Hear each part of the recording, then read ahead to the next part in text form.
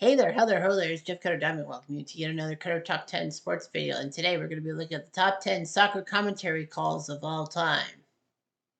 Now, honestly, I couldn't remember a lot of them off the top of my head. I know that one guy has had all his great moments, and that is Peter Drury. But I can't really call a Peter Drury one. I kind of can, but it shares with one of the lists, so obviously he can't do it. So, anyway, um, number 10 on this list is Brian Moore. John Motson for England against Germany 1990 World Cup semifinal. England were doing their best performance at a World Cup since 1966 when they won it all. In 1990, they were doomed to lose to Cameroon of all teams, but then Gary Lineker made a couple of penalty shots and got them to the semis against West Germany. Germany and England both scored once in regulation, and then they went to extra time. And unfortunately for England, Paul Gascoigne had a foul on a guy. He got a yellow card, but the worst part is the rules were stipulating that if you got two yellow cards within a short period of time, not in one game, but like in a couple games, straight games, then practically you have to be booted from the next game. So that meant Gaza could not compete at the final, even if he wanted to. Of course, we all know about Gaza's tears and Gary Lineker inadvertently getting in the TV camera, basically gesturing and all that to look out for Gaza and all that. Worst part was England missed the penalty shootout and all that. It was just terrible. At number 9 is Andres Montes for Spain versus Holland when he um, made the call in Spanish saying, Iniesta scores, the world is upside down. That was when Spain was trying to shed the underachieving slash overachiever mantra from their country's efforts in a World Cup. So Montes saw that Spain would take on Holland in the final. Like Spain took advantage of Italy choking what seemed to be the best group for a World Cup defending champ ever, and France also choking. So Spain would take on the Dutch in the World Cup final. Iniesta scored late in the game. England and Holland should have had Nigel de Jong be booted because of his kung fu kick and all that. But yeah, Spain beat Holland, won the World Cup in 2010. They won Euro 2012 and then imploded in the World Cup thanks to the Dutch. Number 8 is basically any color commentating by Ray Hudson. Ray Hudson, for many years, was the guy on Goal TV when Goal TV happened. That would be the color commentator to Clive Tilsley, or I don't know who the main guy was, but yeah, Ray Hudson would make such statements such as he came in like a pig tutu, like a bull in a tutu, and all that. But Ray Hudson would make lots of mellow props, and it actually worked out quite well that, Ray Hudson was that good. He even commentated on a Canadian Dairy Queen commercial. So that was kind of when he hit the big time. Number 7 is Clive Tilsley when England played Greece at the 2001 World Cup qualifier. So what ended up happening was that England had to play Greece. Well, in the 2001 World Cup qualifying group, you had England, Greece, and you also have Germany. England famously beat Germany 5-1 in the qualification thing to shock Germany and actually take the lead in the World Cup state group. England knew they had to beat Greece to automatically qualify for the World Cup as the winner of the group and all that. So that was just amazing what he could do and all that. And of course, it's just the moment. So England needed to beat Greece. It was tied until David Beckham came up for a free kick and Bonnet. This is the moment. Beckham, yes! That's Tilsley. And England beat Greece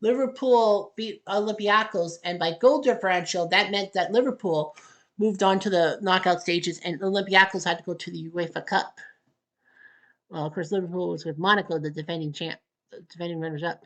Liverpool would crush Leverkusen in the round of 16, 6-2, and then beat Juventus 2-1 in the quarterfinals.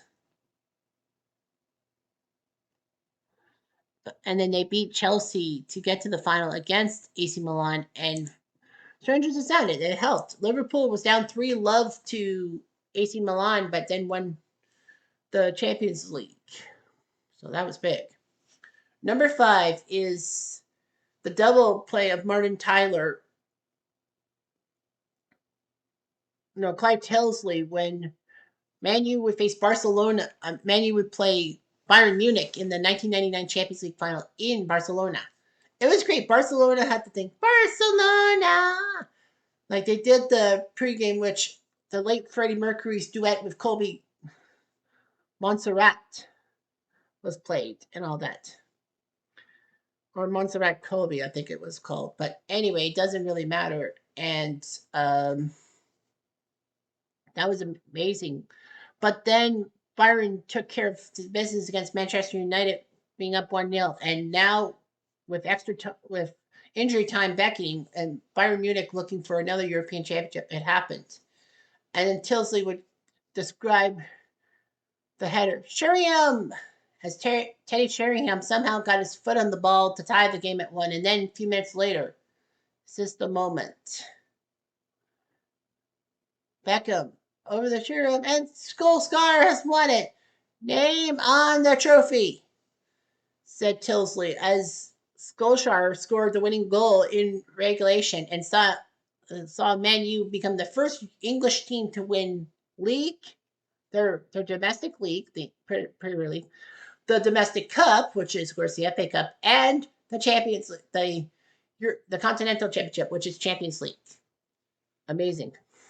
Number 4 is the hand of God, as many people called the hand of God and all that. Victor Hugo Morales would coin it for Argentina, as Argentina would play England in the 1986 World Cup quarterfinals. Argentina were pretty good. So too was England.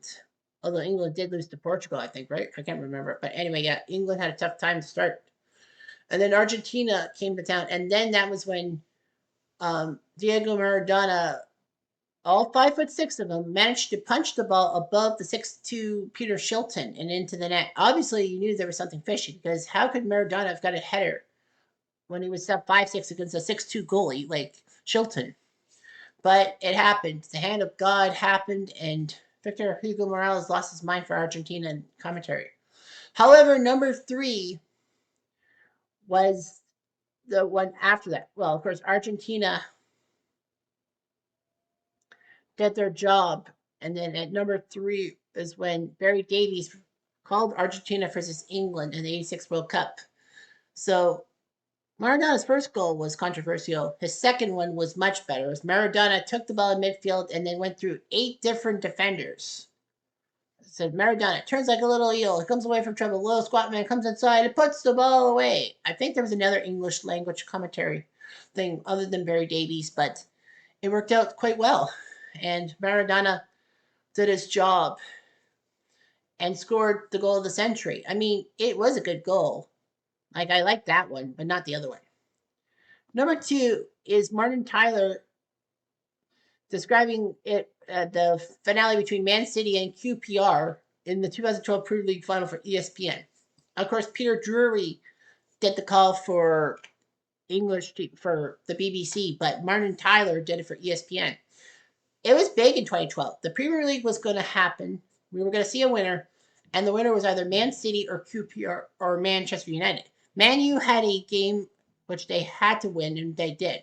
Man City knew they had to win too because they would have won on a goal differential.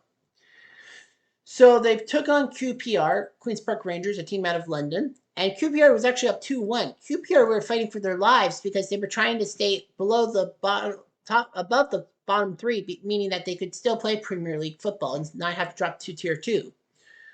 But QPR, even though they didn't know that even if they had lost, it still wouldn't matter. They would have been survived.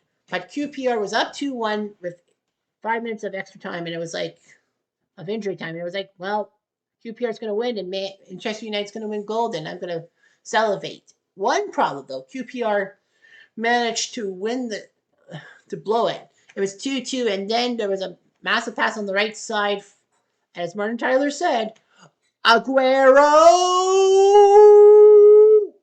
He puts it in the net, and Man City wins 3-2, wins their first top division title since 1968, and Man U fans like myself just slumped. It was like, what the fuck? But yeah, Martin Tyler did. And number 1 is the biggest call. It actually was part of a famous BBC Sports game show. Well, anyway, number 1 is Kenneth Wolsterholm, 1966 World Cup final. I know I should have put David Coleman's commentary in 1962 Italy versus Chile and basically said it's the stupidest thing of soccer you could think of. The stupidest match of soccer and all that because Italy and Chile was the Battle of Santiago. But the fact of the matter is that Kenneth Wolsterholm was the main broadcaster for the BBC for soccer and all that. John Motson wouldn't come through till like 1972-ish. But anyway, England would play Germany in the final and all that. England were doomed to win it on home turf, obviously. And a lot of people said that the English squad got better results. And it was set up for England and Germany to make the final and not Portugal, North Korea, or even Argentina. Nevertheless, England would play West Germany. They were up 2-1 when they made a defensive lapse, and Gordon Banks unknowingly got a shot skipped past them. 2-2 going to extra time. 30 minutes of extra time in case we need to find the World Cup and all that. Of course, the World Cup final had never seen penalties, so we don't know what would happen. This, of course, was the final in which Jeff Hurst did score his second goal off the bottom of the crossbar, but the ball did not bounce over the line. And I'm an England fan, so like I knew that wasn't going to happen. But of course, England. Jeff Hurst said it. Some fans are on the pitch. They think it's all over. It is now. As Wolsterholm said, as Hurst blasted the hat trick, got England the World Cup, and everything looked good. Now, when I said it inspired a game show, I'm not joking. Because back in the mid-90s until 2006, like the mid-90s to the mid-2000s, for 10 years, there was a show called They Think It's All Over by BBC, in which it was kind of a sports competition in which Nick Hancock was the presenter and all that. And he actually presided over 2 teams made up of a captain, well, a sports captain, a comedian and then a famous face and all that. For many seasons the lineup was on, well, to Hancock's left was the famous English goal scorer Gary Lineker, who was there for many years until I think the last year or something when he fouled out. But yeah, Gary Lineker was a captain on one team, and the other team was captained by David Gower, who was one of England's best cricket players. Of course, Gary would have been paired up with Rory McGrath, who was a great comedian and all that. His beard was just basically laughed at, and of course his love for animals and all that. And on the other team, like David Gower's right hand man was Lee Hurst, who was a comedian who was a balding guy who Nick Hancock basically said was so bald that he dare not go to snooker matches for him not being polished, his head being polished. And then, of course, Jonathan Ross would come in. Yes, that Jonathan Ross would come in for many years and all that. And then there would be special guests like Terry Sheringham. He was on one.